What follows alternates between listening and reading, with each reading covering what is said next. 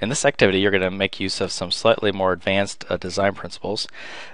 Previously, we've just gone to the Design tab, selected one of the table styles, and set the table style that way. But in this one, you are going to create a table that looks something like this. It's a 3-on-3 basketball tournament schedule. And you're going to make use of some of the principles that you learned in the last lesson, as far as you can see time spans 2 rows, 830 spans 2 rows, 10 spans 2 rows. We have different column widths, and remember the easiest way when we're doing different column widths is probably just to grab a hold of that line and drag it to wherever you need it to be. For the style elements, the border, let's start with that. You can see on my table that the border is a much thicker black line.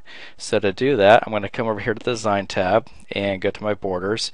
And I have several different border styles, but I really don't want any of those. I'm not going to do one of those. I'm going to change my thickness of my line. So here's where I do that. By default, it's at a 1/2 point.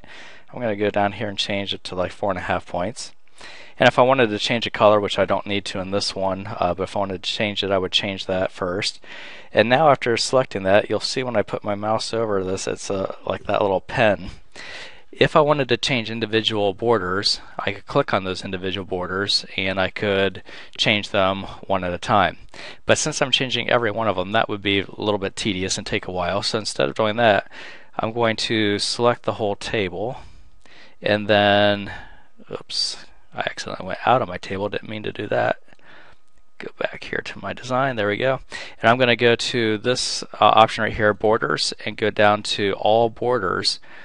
And it's going to apply what I had set over here to every single border in the table. And that's a much faster way to change all of them. And then the other part of this is changing the background colors of individual cells. So instead of using the preset colors, you can choose whatever colors you want to.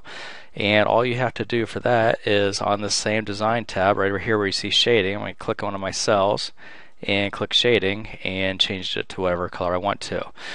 So that is what you'll be doing for activity 6-13.